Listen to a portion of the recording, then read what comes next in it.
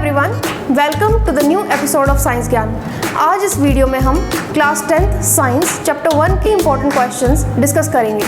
So without wasting any time, let's get started. So the question number 1 is what is wrong in the following chemical equation.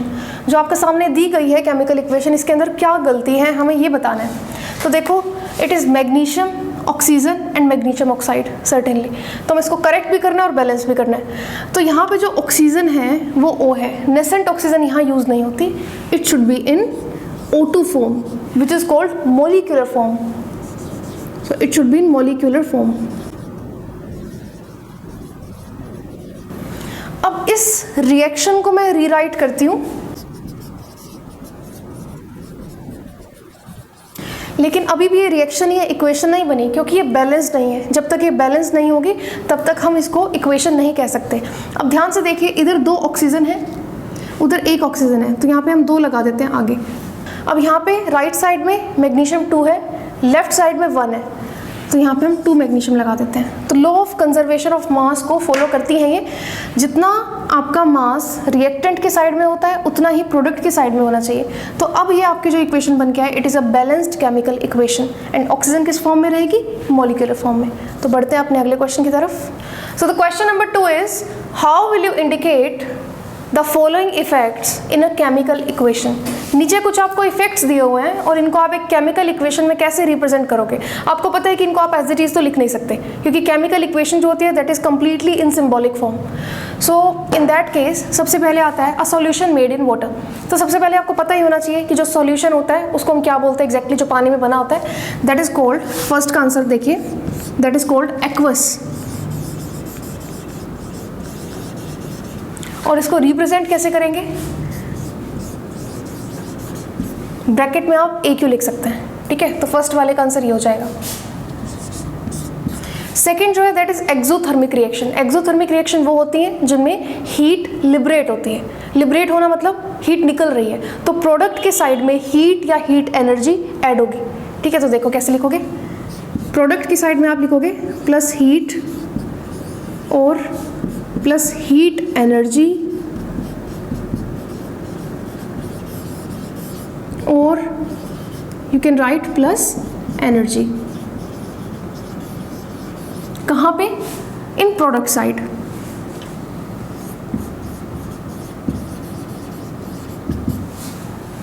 वेरएज़ आपको पता है कि endothermic reaction जो होती है exothermic का जस्ट ऑपोजिट है।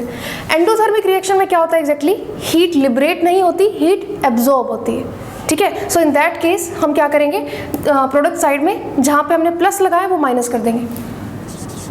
तो थर्ड का जो आंसर हो जाएगा आपका दैट इज माइनस हीट और माइनस हीट एनर्जी और माइनस एनर्जी। सो ये सारी की सारी तीनों की तीनों एक ही चीज़ को रिप्रेजेंट करेंगे, that will be endothermic reaction. अच्छा, इसके अलावा थोड़ा सा हमें ये भी बताना चाहिए कि गैस है, अगर गैस लिबरेट हो रही है तो उस केस में हम अपवर्ड एरो लगाते हैं गैस के लिए। और मान लो नीचे प्रेसिपिटेट कलेक्ट हो रहे हैं, कुछ सॉलिड फॉर्म नीचे की तरफ आ रही है, तो प्रेसिपिटेट को कैसे रिप्रेजेंट करेंगे? डाउनवर्ड एरो के साथ, PPT भी लिख सकते हैं। तो these are some symbolic forms as shown here. तो बढ़ते हैं अपने अगले क्वेश्चन की तरफ। तो क्वेश्चन नंबर 3 हमारे पास है, give an example and list 2 information that make a chemical equation more informative. तो क्वेश्चन आपका CBSE 2015 में पूछा गया 2 मार्क्स के लिए। तो ध्यान से देखिएगा, हमें एक एग्जाम्पल देना है और साथ में हमें ये बताना है कि कोई भी ऐसी 2 इंफॉर्मेशन जिससे जो हमारी केमिकल इक्वेशन है वो मोर इन्फॉर्मेटिव हो जाए, ठीक है। अब देखिए,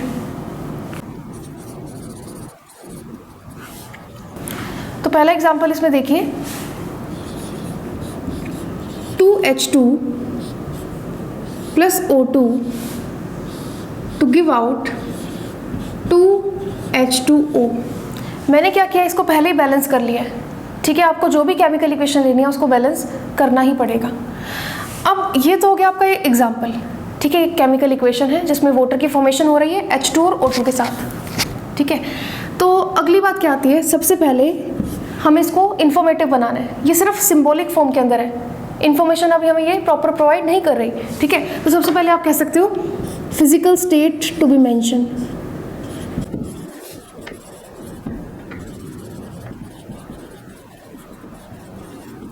जैसे मैं इसके अंदर फिजिकल स्टेट मेंशन करूंगी,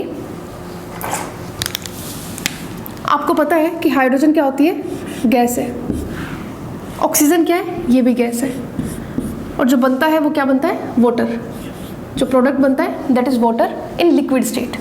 फाइन, तो स्टेट मेंशन करते ही एक इन्फॉर्मेशन हमें पता लग गई इनकी फिजिकल स्टेट के बारे में। दूसरी इन्फॉर्मेशन आप क्या कह सकते हैं, आपको ज़रूरी होता है लिखना कि जो रिएक्शन टेक प्लेस कर रही है उसकी कंडीशन क्या है, किन कंडीशन के अंडर ये रिएक्शन टेक प्लेस कर रही है। ठीक है, तो रिएक्शन कंडीशन में आप लिख सकते हैं कि इन दोनों की हाइड्रोजन के ऑक्सीजन की प्रेजेंस में बर्न होने से, बर्निंग, ये यहाँ पे एक कंडीशन हो सकती है। ठीक है, बर्निंग हो रही है, और आपको पता है ये किस टाइप की रिएक्शन है। अगर आपसे ये भी पूछ लिया जाए कि टाइप ऑफ रिएक्शन बताओ कौन सी है, तो आप सिंपली कहेंगे कि दो रिएक्टेंट आपस में मिलकर एक प्रोडक्ट बना रहे हैं। ठीक है, जब दो या दो से ज़्यादा रिएक्टेंट मिलकर एक सिंगल प्रोडक्ट बना रहे हैं तो ऐसी रिएक्शन को हम किस कैटेगरी में डालते हैं, कॉम्बिनेशन रिएक्शन की कैटेगरी में। ठीक है, तो ये क्वेश्चन था आपका CBSE 2015 का। बढ़ते हैं अपने अगले क्वेश्चन की तरफ। So the question number 4 is write a balanced chemical equation for the process of photosynthesis, और इसका दूसरा पार्ट है when do desert plants take up CO2 and perform photosynthesis. ठीक है, तो इन दोनों क्वेश्चंस को हम करेंगे वन बाय वन। पहले का सॉल्यूशन देखिए,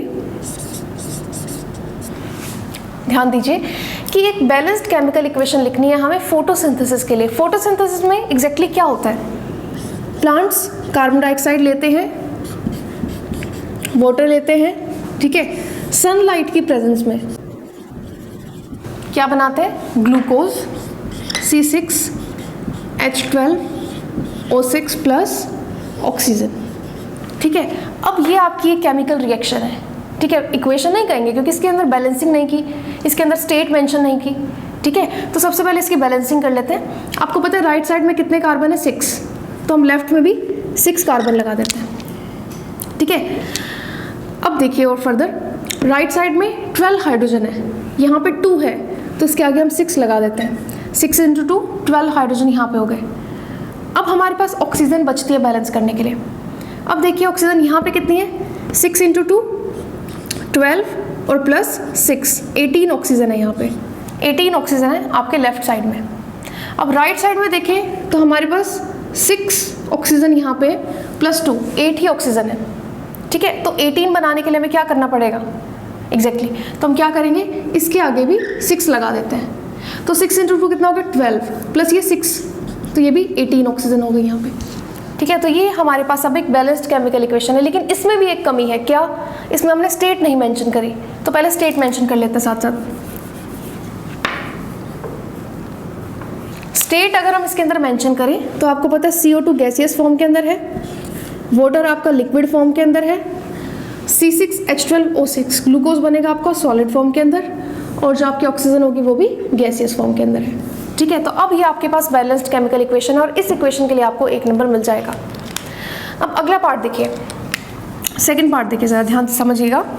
when do desert plants take up CO2 and perform photosynthesis, कि डेजर्ट प्लांट जो होते हैं वो CO2 कब लेते हैं, तो इसका एक सिंपल सा आंसर क्या है, वो रात को लेते हैं, एट नाइट।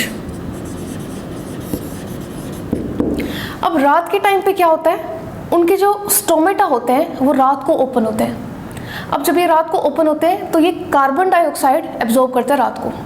ठीक है, डे टाइम में स्टोमेटा बंद रहते हैं, इसीलिए बंद रहते हैं ताकि आपका जो वाटर का लॉस है यहाँ से ना हो पाए, क्योंकि डेजर्ट वाले एरिया में पानी इतना मिलता भी नहीं है।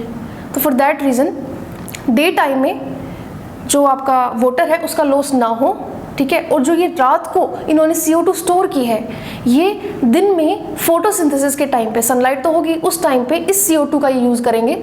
ठीक है, गैसेज एक्सचेंज एज इफ तो नहीं होगा, लेकिन जो रात वाला स्टोर्ड है, रात को ये इंटरमीडिएट बना देते हैं CO2 के साथ, तो ये जो स्टोर्ड CO2 है इसका यूज़ करके ये अपना फूड बनाते हैं। ठीक है, तो इस चीज़ को हम लिख सकते हैं।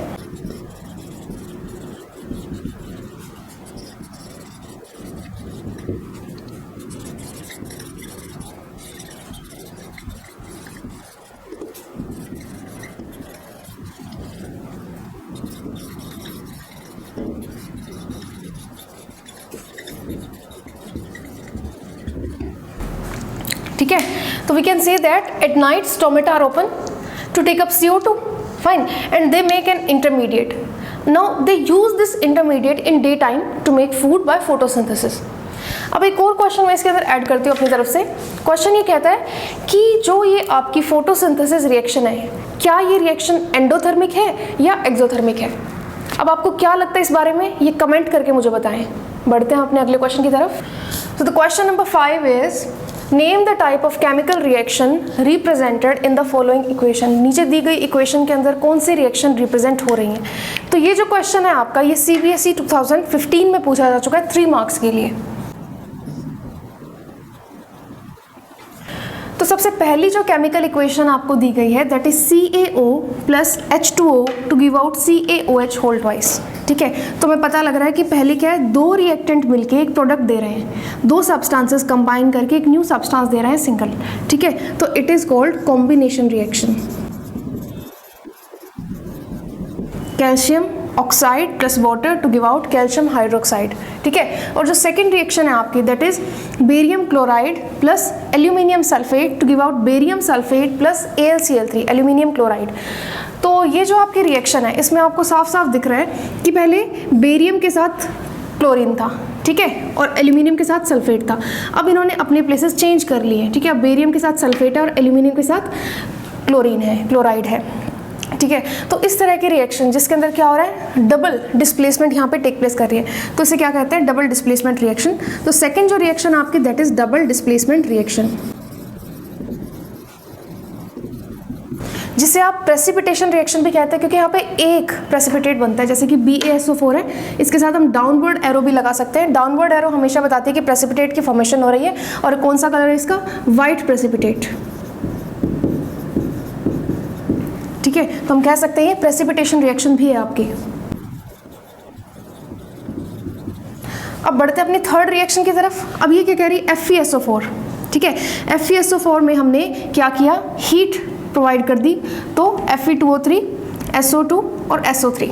ठीक है, फेरस सल्फेट है ये और फेरिक ऑक्साइड है। ठीक है, और साथ में ये आपके गैसेस रिलीज हो रहे हैं। तो इस तरह के रिएक्शन जिसमें एक रिएक्टेंट से यहाँ पे आपके 3 प्रोडक्ट बन रहे हैं, इस रिएक्शन को कहते हैं डिकम्पोजिशन रिएक्शन। तो थर्ड रिएक्शन आपका किसका टाइप है, डिकम्पोजिशन रिएक्शन का।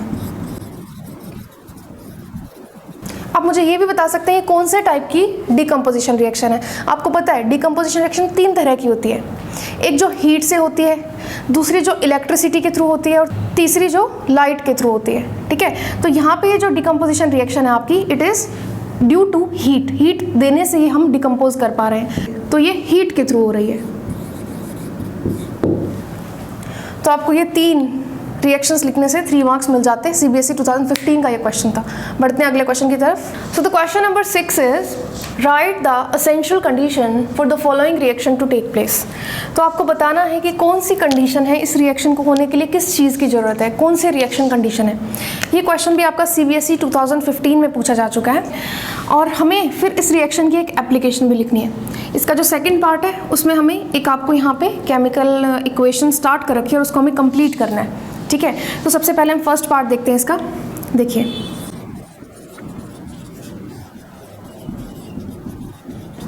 देखो सिंपल सी बात यहाँ पे ये है कि जो AgBr है वो ब्रेक कर रहा है एक सिंगल रिएक्टेंट से। जब आपको 2 प्रोडक्ट मिल रहे हैं तो इसका मतलब ये डिकम्पोजिशन रिएक्शन है फॉर श्योर। ठीक है, तो ये डिकम्पोजिशन रिएक्शन है। उसके साथ साथ आपको ये भी बताना है कि ये कौन से टाइप की डिकम्पोजिशन रिएक्शन है। तो इट इज़ वेरी ऑब्वियस कि ये लाइट डिकम्पोजिशन रिएक्शन है। लाइट डिकम्पोजिशन रिएक्शन सनलाइट की प्रेजेंस में भी हो सकती है, बल्ब लाइट की प्रेजेंस में भी हो सकती है। ठीक है, तो जो आपका AgBr है, सिल्वर ब्रोमाइड जो है बेसिकली, ठीक है, ये किस में कन्वर्ट हो रहा है, सिल्वर प्लस ब्रोमीन। ब्रोमीन की यहाँ पे क्या है, वेपर्स है। ठीक है, तो इसे हम गैसेस फॉर्म में भी लिख सकते हैं। AgBr का जो कलर होता है दैट इज पेल येलो।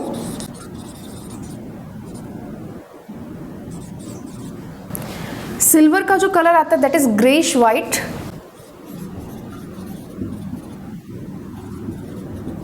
और जो ब्रोमीन की वेपर्स निकल के आती हैं these are of red brown colour. ठीक है, तो ये सारी रिएक्शन कंडीशन है बेसिकली लाइट की प्रेजेंस में ये हो रही है, ये आपको मेंशन करना है। बाकी सारी चीज़ें आप इस इक्वेशन में मेंशन कर सकते हैं, ठीक है। तो लाइट यहाँ पे लिखना was compulsory for this reaction.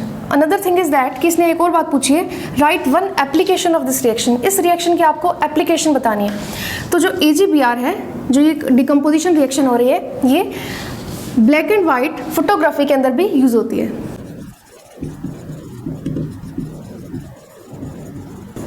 यही इसकी मेजर एप्लीकेशन है। इसके दूसरे पार्ट में आपसे पूछा हुआ है कि ये जो एक FeSO4 आपको दिया हुआ है, ठीक है, जिसको हम कहते हैं फेरस सल्फेट, क्योंकि आपको पता है कि यहाँ पे सर्टेनली Fe के ऊपर 2 पॉजिटिव वैलेंसी रही होगी, क्योंकि SO4 के ऊपर 2 नेगेटिव है, ठीक है, वो 2 इधर और ये वाला इधर, तो इसका मतलब वो कैंसिल आउट करके FeSO4 बन रहा है, ठीक है। तो इसका अनदर नेम भी है, क्या होता है, आयरन 2 सल्फेट भी बोल देते हो, आयरन ब्रैकेट में 2 सल्फेट, ठीक है। तो सिंपल सी बात है, डिकम्पोजिशन रिएक्शन यहाँ पे टेक प्लेस कर रही है, फॉलोड बाय हीट, हीट की वजह से ये हो रही है, ठीक है। तो हम कह सकते हैं कौन सी हीट डिकम्पोजिशन रिएक्शन है। बन क्या रहा है, फेरिक ऑक्साइड, जिसे आप आयरन 3 ऑक्साइड भी बोल सकते हो। और आपको इसको सिंपली कंप्लीट करना था। कंप्लीट करने में एक आएगा आपका SO2 सल्फर डाइऑक्साइड और एक बनेगी आपकी गैस SO3 सल्फर ट्राइऑक्साइड। ये दोनों ही आपकी गैसियस फॉर्म के अंदर है, ठीक है। तो ये था आपका 3 नंबर का क्वेश्चन CBSE 2015 का। बढ़ते हैं अपने अगले क्वेश्चन की तरफ। So the question number 7 is why does the blue colour of copper sulphate solution changes to green colour when iron nail is dipped. तो write the chemical equation for the following. अब इसमें क्या कहा गया है, जो कॉपर सल्फेट सॉल्यूशन है उसका कलर ग्रीन हो जाता है, ठीक है। ब्लू कलर होता है इनिशियली, अब ब्लू से वो ग्रीन कलर के अंदर कन्वर्ट हो गया, ठीक है। तो ऐसा क्यों होता है जब हम उसके अंदर आयरन नेल को डिप करते हैं। तो देखिए, सबसे पहले तो इसकी मैं केमिकल इक्वेशन लिख देती हूँ।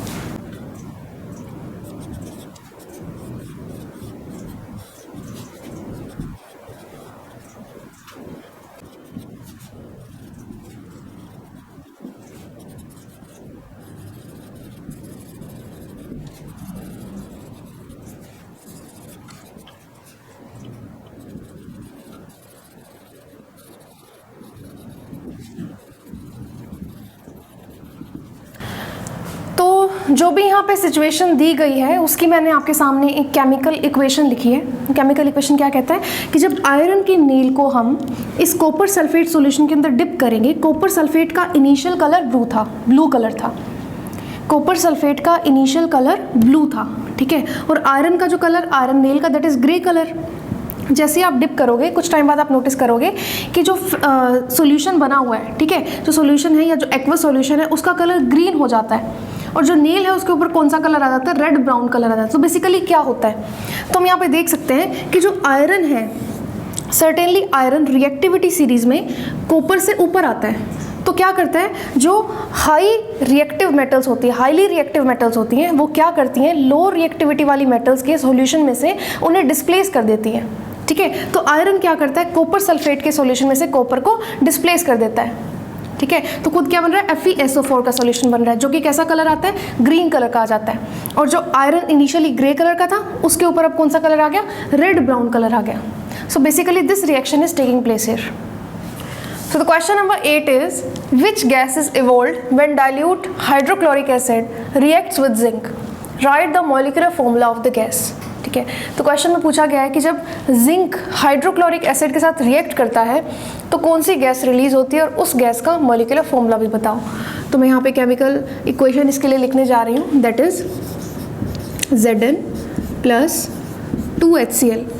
अब यहाँ पे जब भी आप कोई भी केमिकल रिएक्शन लिखोगे उसको आपको बैलेंस करना ही होगा, ठीक है, तभी वो केमिकल इक्वेशन कहलाई जाएगी। तो Zn plus 2HCl to give out,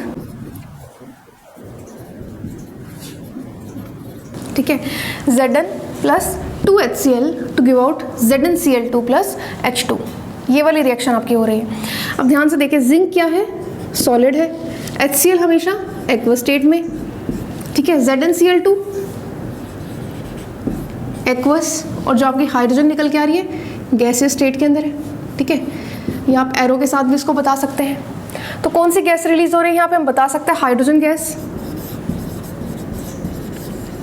gas जब भी आप शो कर रहे हो अपनी केमिकल इक्वेशन में, तो आपको पता है कि आपको मॉलिक्यूलर फॉर्म उसकी हमेशा शो करनी होती है। मॉलिक्यूलर मतलब कि किस फॉर्म के अंदर वो इंडिपेंडेंटली एग्जिस्ट कर सकती है। तो सर्टेनली यहाँ पे H2 आप बताओगे, ठीक है। और एक बार कई बार आपसे ये भी क्वेश्चन पूछ लिया जाएगा कि जो भी गैस रिलीज हो रही है उसको आप केमिकली कैसे टेस्ट करोगे, कैसे बता पाओगे केमिकली कि भाई हाइड्रोजन गैस है, ऑक्सीजन है, कार्बन डाइऑक्साइड है, जो भी है। तो यहाँ पे अगर हाइड्रोजन गैस रिलीज हो रही है तो आप सिंपली क्या करोगे, एक बर्निंग कैंडल को जिस टेस्ट ट्यूब में से रिलीज हो रही है उस टेस्ट ट्यूब के माउथ के पास लेके आओगे, ठीक है। अगर वो पॉप साउंड के साथ बर्न कर रही है तो हाइड्रोजन गैस आपकी रिलीज हो रही है। तो इसका आंसर हो गया H2 विद दिस फॉर्मूला। बढ़ते हैं अपने अगले क्वेश्चन की तरफ। So the question number 9 is what is oxidation reaction. और उसके बाद हमें बताना है, आपको एक नीचे यहाँ पे केमिकल रिएक्शन दी गई है, उसमें आपको बताना है कि कौन सा सब्सटेंस ऑक्सीडाइज हो रहा है और कौन सा सब्सटेंस यहाँ पे रिड्यूस हो रहा है। तो जो सबसे पहला क्वेश्चन है आपका ऑक्सीडेशन रिएक्शन, ये क्या चीज़ होती है, व्हाट इज ऑक्सीडेशन।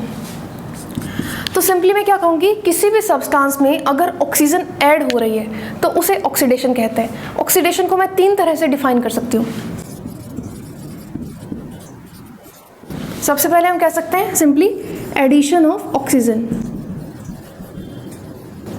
अगर ऑक्सीजन ना हो पूरी रिएक्शन के अंदर, सिर्फ हाइड्रोजन दे रखा हो, ठीक है, तो हम क्या कह सकते हैं, रिमूवल ऑफ हाइड्रोजन, उसे भी ऑक्सीडेशन कहोगे।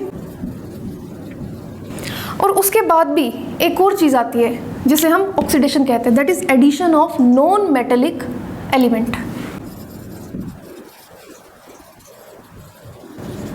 तो रिडक्शन सर्टेनली इसका उल्टा हो जाएगा बिल्कुल, ठीक है। जहाँ पे एडिशन लिखोगे वहाँ पे रिमूवल कर दोगे रिडक्शन के केस में। इस क्वेश्चन में हमें बेसिकली ऑक्सीडेशन ही पूछा गया तो वो हम यहाँ पे बता सकते हैं। अब ज़रा इस केमिकल इक्वेशन की तरफ ध्यान दें, इसकी तरफ ध्यान दें, यहाँ से हमें सारी चीज़ें क्लियर हो जाएंगी, ठीक है। अब सबसे पहले देखते हैं, हम रिएक्टेंट साइड में ZnO दे रखा है। जिंक ऑक्साइड से अगर हम जिंक की तरफ जाते हैं प्रोडक्ट के अंदर तो क्या हो रहा है, removal of oxygen is taking place. Oxygen remove हो रहा है, लेकिन ऑक्सीडेशन तो एडिशन ऑफ ऑक्सीजन था, तो इसका मतलब ये क्या हो गया, रिडक्शन हो गया। Removal of oxygen is reduction, तो ये क्या होगा यहाँ पे, रिडक्शन, ठीक है। अब अगर मैं कार्बन से कार्बन मोनोऑक्साइड की तरफ जाऊँ, ठीक है, रिएक्टेंट से प्रोडक्ट में देखो कार्बन से कार्बन मोनोऑक्साइड में जा रहे हो, तो कार्बन मोनोऑक्साइड मतलब एक यहाँ पे ऑक्सीजन की एडिशन हो रही है सर्टेनली, सी के साथ अगर O की एडिशन हो रही है तो एडिशन ऑफ ऑक्सीजन किसे कहेंगे, ऑक्सीडेशन रिएक्शन को। तो ये आपकी होगी ऑक्सीडेशन रिएक्शन। और एक ऐसी रिएक्शन जिसमें दोनों चीजें oxidation and reduction are taking place simultaneously is called redox reaction. तो इसे आप रिडॉक्स रिएक्शन भी कह सकते हो एज अ होल, ठीक है। लेकिन अभी हमारे क्वेश्चन की रिक्वायरमेंट पूरी नहीं हुई, ठीक है। क्वेश्चन क्या कह रहा है, पूछा क्या गया है, टू द पॉइंट हमें लिखनी होती है चीजें। पूछा क्या गया है, हमसे पूछा गया सब्सटेंस कौन सा ऑक्सीडाइज हो रहा है, और दूसरे पॉइंट में पूछा सब्सटेंस कौन सा रिड्यूस हो रहा है। तो ऑक्सीडाइज का मतलब है क्या, कि जिस सब्सटेंस के साथ ऑक्सीजन ऐड हो रही है वो ऑक्सीडाइज हो रहा है। तो यहाँ पे जो अपना कार्बन है, ठीक है, वो क्या कर रहा है, ऐड हो रहा है ऑक्सीजन के साथ, अपने साथ ऑक्सीजन को ऐड कर रहा है। तो इसका मतलब सब्सटेंस ऑक्सीडाइज कौन सा हो गया यहाँ पे, कार्बन। और सब्सटेंस रिड्यूस कौन सा हो रहा है, ठीक है, जिसके साथ से ऑक्सीजन हट रही है, कौन सा ऐसा, रिएक्टेंट साइड में देखो बस आप, कौन सा ऐसा ZnO है, तो आप कह सकते हो कि यहाँ पे जो ZnO है वो आपका क्या है, सब्सटेंस रिड्यूस्ड। लेकिन अब इस क्वेश्चन को अलग तरीके से भी पूछ लेगा, वो पूछेगा इसमें बताओ ऑक्सीडाइजिंग एजेंट कौन सा है और रिड्यूसिंग एजेंट कौन सा है। तो इसके लिए भी मैं आपको बता देती हूँ, एक सिंपल सी बात है जो आपको ध्यान रखनी है, वो क्या है, जो सब्सटेंस ऑक्सीडाइज हो रहा है वही आपका रिड्यूसिंग एजेंट होगा, और जो सब्सटेंस आपका रिड्यूस हो रहा है वो आपका ऑक्सीडाइजिंग एजेंट होगा। तो ये कुछ बातें हैं जो आपको ध्यान रखनी है। हर क्वेश्चन के अंदर बेसिक कंसेप्ट यही चलेगा आपके साथ, रिएक्शन वो चेंज कर देगा, ठीक है, लेकिन ये कंसेप्ट आपका सेम रहेगा। तो बढ़ते हैं अगले क्वेश्चन की तरफ। तो question number 10 is a colourless lead salt when heated produces a yellow residue and brown fumes, ठीक है। तो आपको ये 3 चीज़ें आइडेंटिफाई करनी है। तो देखो अब जो CBSE क्वेश्चंस पूछ रहा है वो सीधे क्वेश्चंस नहीं पूछता, वो कंसेप्चुअल क्वेश्चन पूछता है, ठीक है, घुमा फिरा के देता है चीज़ों को। रिएक्शन आपकी वही मिलेगी, NCERT में आपको मिल जाएगी, रिएक्शन सेम होगी, बट उस रिएक्शन में से वो क्वेश्चंस पूछेगा, ठीक है। अभी कुछ टाइम से ऐसे ही कर रहा है, पिछले 2 साल से this thing is taking place. तो देखो ध्यान से देखिए कि लेड का वो कौन सा सोल्ट है, ठीक है, जो येलो कलर का रेजिड्यू दे रहा है, तो वो एक ही सोल्ट होता है, दैट इज लेड नाइट्रेट। तो फर्स्ट का आंसर क्या हो जाएगा आपका यहाँ पे, लेड नाइट्रेट, इसका फॉर्मूला क्या होता है, PbNO3 होल ट्वाइस। ठीक है, name the brown fumes, brown fumes किसकी निकल रही है, नाइट्रोजन डाइऑक्साइड गैस की, NO2 जो गैस आपकी रिलीज होगी यहाँ पे, इसकी निकलेंगी। ठीक है, और आपको एक केमिकल इक्वेशन भी बतानी है, तो केमिकल इक्वेशन भी हम लिख देते हैं, वो क्या होती है आपकी,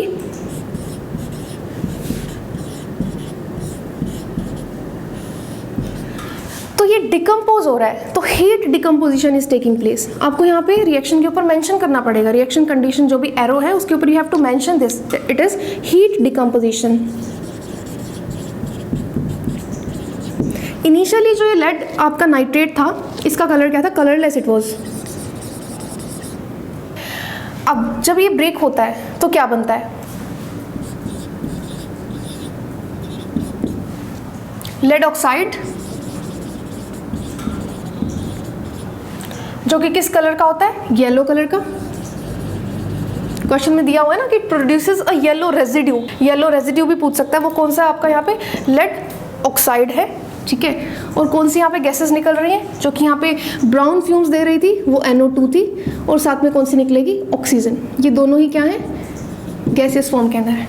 और जो आपका PbNO3 होल ट्वाइस है, लेड नाइट्रेट है, ये क्या है, सॉलिड है। ठीक है, तो और ये वाली जो NO2 है ये क्या होगी, ठीक है। इस केमिकल रिएक्शन को आप बैलेंस करोगे तब ये केमिकल इक्वेशन कहलाई जाएगी। पूछा हुआ है ना केमिकल इक्वेशन बतानी है, तो आप इस तरह से छोड़ाओगे तो फिर आप देखोगे आपके मार्क्स कहाँ कटे। ठीक है, आपने रिएक्शन तो सही लिखी थी बट ये रिएक्शन ही है, ये इक्वेशन में तब बनेगी जब आप इसकी बैलेंसिंग कर दोगे। तो बैलेंसिंग के लिए अब आप देख लो। ठीक है, तो इधर यहाँ देखो, यहाँ पे लेड 1 है, यहाँ पे भी लेड 1 है, नाइट्रोजन कितनी यहाँ पे 2 है, वहाँ पे नाइट्रोजन 1 है, तो हम यहाँ पे 2 लगा देते हैं लेफ्ट साइड में। ठीक है, हिट एंड ट्रायल मेथड अपना जो होता है। अब ये लगा दिया 2। ठीक है, तो अब यहाँ पे देखो ऑक्सीजन कितनी है, 3 2 6, ठीक है, और 6 2 12 ऑक्सीजन यहाँ पे है। अब यहाँ पे देख लो, 1 ऑक्सीजन यहाँ है, 2 और 2 4 है यहाँ पे।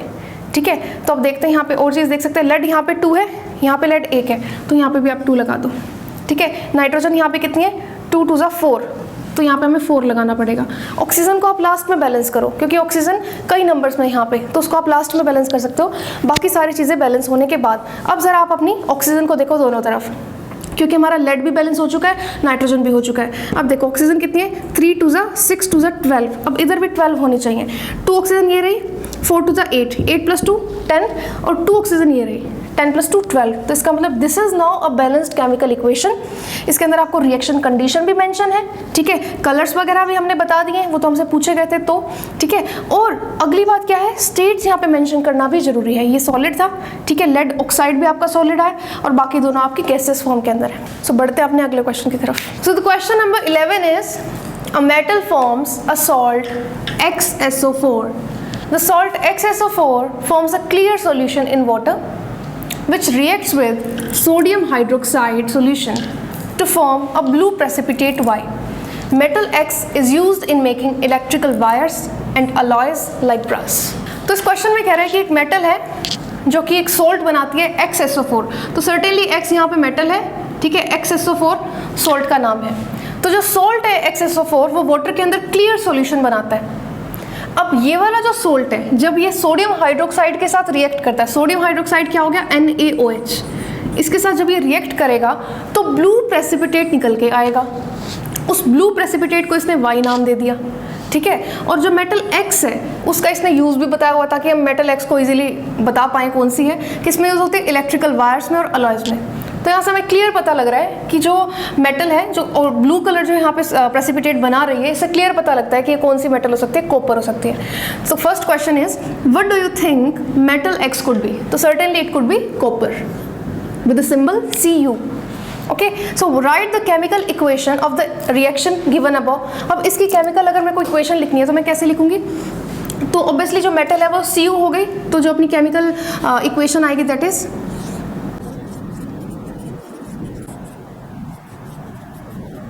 ठीक है, ये आपकी केमिकल इक्वेशन है। ठीक है, लेकिन अभी ये केमिकल इक्वेशन ना तो बैलेंस्ड है ना इसके अंदर स्टेट सिंबल डालें, तो सबसे पहले इसकी बैलेंसिंग कर लेते हैं। उधर देखिए यहाँ पे सोडियम जो है 2 है, यहाँ पे सोडियम 1 है, तो 2 लगा दीजिए आगे।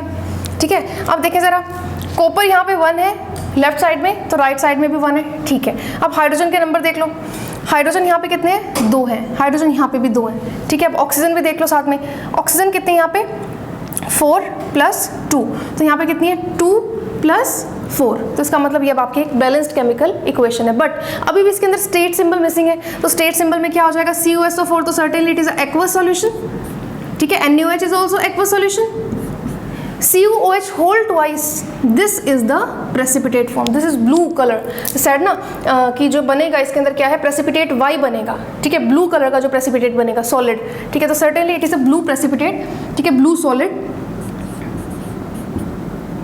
इसकी स्टेट हो जाएगी S, और उसके बाद आता है Na2SO4, ठीक है, सोडियम सल्फेट, ये भी आपका एक्वस सॉल्यूशन होगा।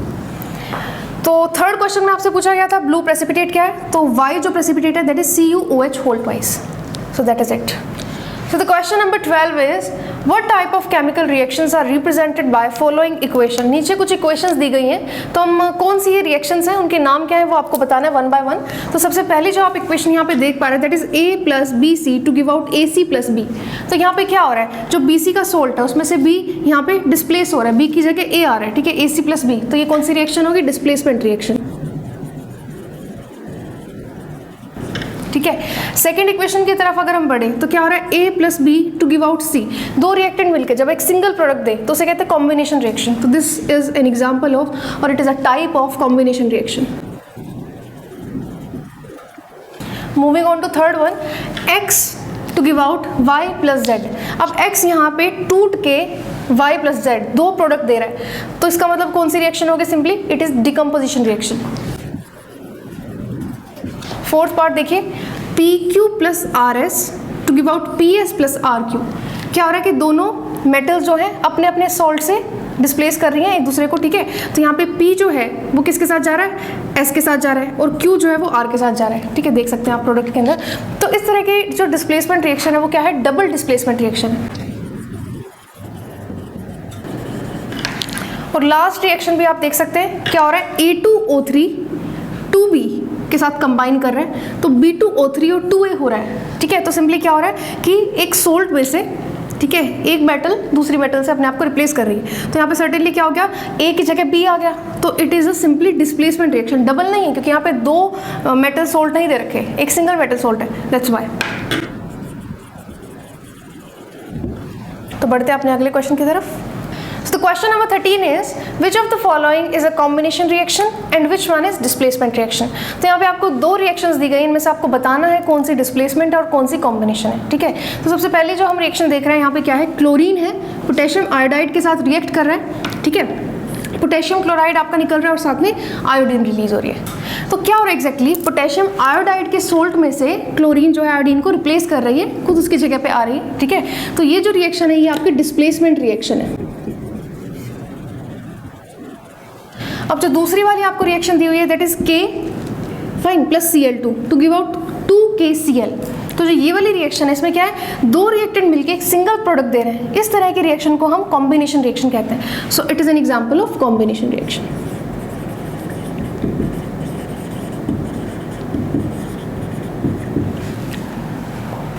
So the question number 14 is hydrogen being highly inflammable gas and oxygen being a supporter of combustion, yet water, which is a compound made up of hydrogen and oxygen, is used in extinguishing fire.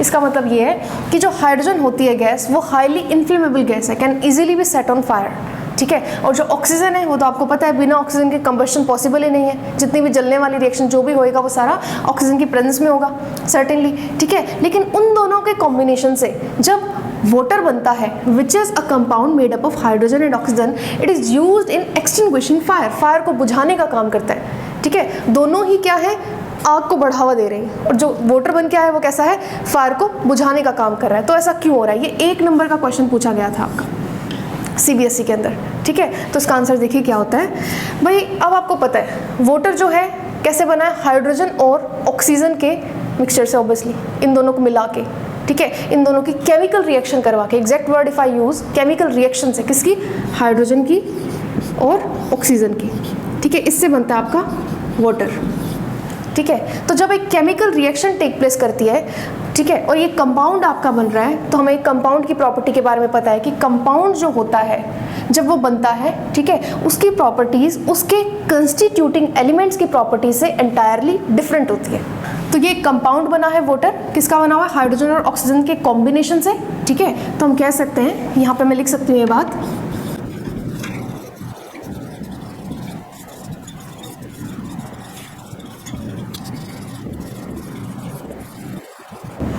compounds have property entirely different from constituting elements. So that is it.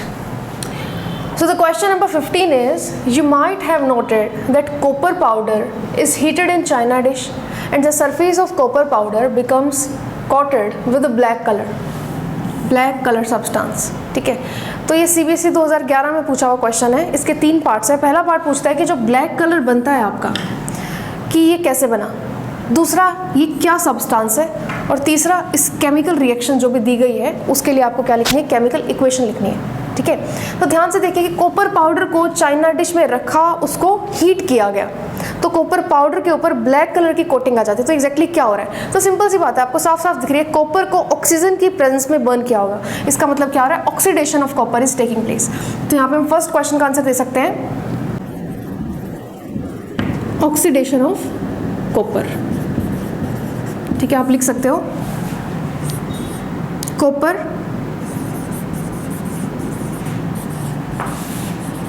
burns with oxygen to give copper oxide.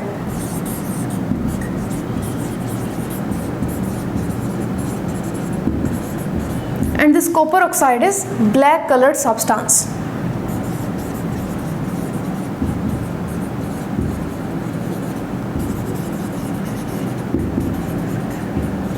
ठीक है, पहले का answer ये हो गया। दूसरा पूछा, ये सब्सटेंस ब्लैक सब्सटेंस कौन सा है? तो वो कौन सा हो गया आपका? Copper oxide. फॉर्मूला लिख सकते हैं आप CuO, ठीक है। उसके बाद जो थर्ड पूछा इसने, एक जो भी केमिकल रिएक्शन दी गई है इसकी आपको बैलेंस्ड केमिकल इक्वेशन लिखनी है। केमिकल इक्वेशन अपने आप में ही बैलेंस्ड होती है, तो ज़रा लिख सकते हैं इसके लिए भी आप Cu प्लस O2। याद रखिएगा, ऑक्सीजन जब भी आप ऐड कर रहे हैं वो अपनी मोलिकुलर स्टेट में होगी, ठीक है, to give out CuO। Fine it is. अब यहाँ पे क्या है? ऑक्सीजन 2 है, तो यहाँ पे भी बैलेंसिंग करते हुए 2 लगा दिया आगे राइट साइड में, क्योंकि नंबर ऑफ एटम जितने रिएक्टेंट साइड में है उतने ही प्रोडक्ट की साइड में होना चाहिए। Law of conservation of mass ये कहता है, ठीक है। तो अगर यहाँ पे अब 2 कॉपर है तो आप लेफ्ट साइड में देखिए कॉपर कितना 1 है, तो यहाँ पे भी 2 लगा दीजिए। Now it is a balanced chemical equation for above given situation. That's it. तो कैसा लगा आपको आज का ये सेशन? मुझे कमेंट करके ज़रूर बताएं। अगर आपको ये वीडियो पसंद आई है तो वीडियो को लाइक करें, फ्रेंड्स के साथ शेयर करें और साइंस ज्ञान चैनल को सब्सक्राइब करें। Thanks for watching.